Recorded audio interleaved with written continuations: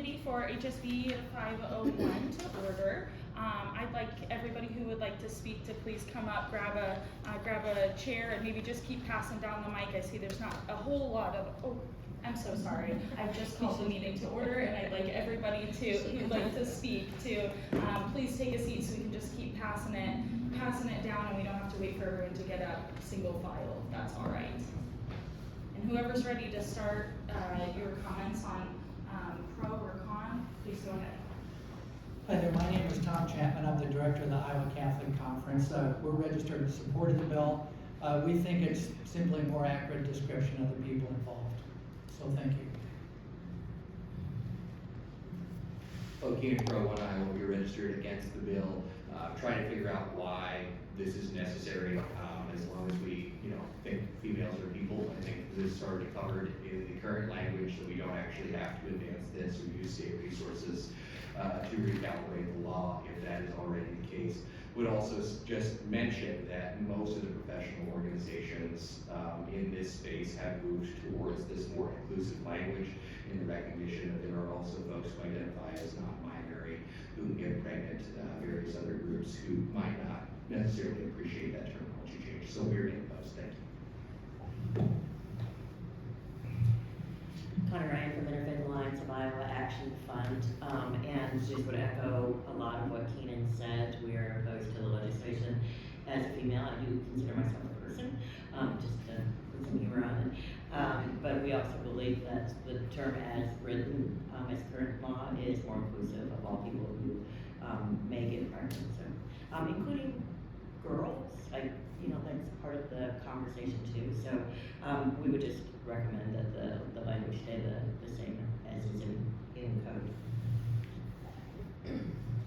Kirsten Delgado, Planned Parenthood Advocates of Iowa. We are against this bill, and I guess my biggest question around this is how long has this been in Iowa code? Is this only an issue now? Was it not an issue 5 years ago, 10 years ago? I'm not sure how old this code was. We tried to look it up and couldn't quite figure out when this became Iowa code, but we're just not sure why a change like this would be necessary at this time. I want to echo a lot of my sentiments from my colleagues at One Iowa and Interfaith Alliance. Max Pringle, live down in Warren County, just a concerned citizen. I've got 5 kids. So this one is interesting to me because, it just recognizes the biological fact that only females can get pregnant. I would recommend, though, an amendment to this. It only goes halfway, so we recognize the science that only females can get pregnant.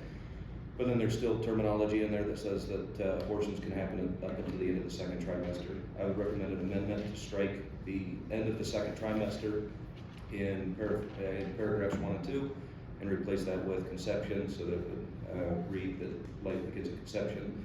I also recommend an amendment in paragraph 3 to strike the statement with the knowledge and voluntary consent of the pregnant female who is not a person licensed to practice medicine, surgery, and whatever that word is, medicine and surgery under chapter 148.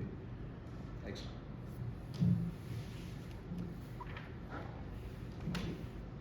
Anybody else?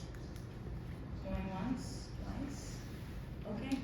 I'll go ahead and let my colleagues, Representative Brown-Powers, would you like to start with your comments?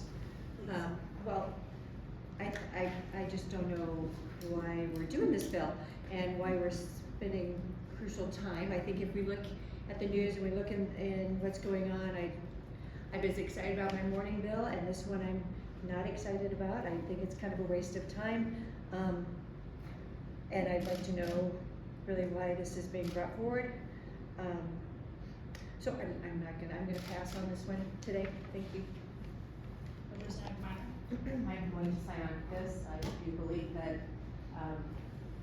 it's important to note that females give birth, and it's not, girls aren't included because women are grown. The females are grown women, and underage, not underage, but you become a woman when you are able to biologically give birth. Thank you. I'm a yes. Thank you. I am also going to be a yes. I think this is just bringing our code in line with other code edits that we have, and I think that looking at different sections over the last few years, we've been really trying to, in some places it says female, in some places it says person, and just when it comes to medical terminology, I think that having our code sections consistent, so I am going to advance this.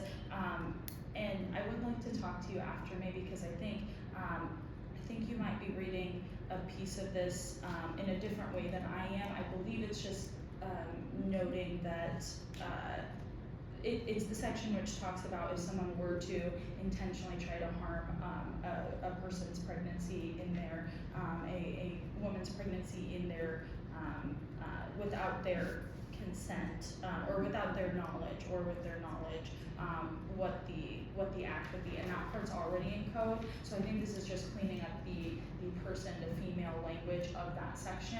But if you have concerns, I'd be happy to talk to you after. So I'm going to be a yes on this. Thank you guys for coming, and thanks for waiting for everybody. So adjourn. And I forgot the paper, even though I sat here for 5 minutes and didn't even think about that until I remembered to bring my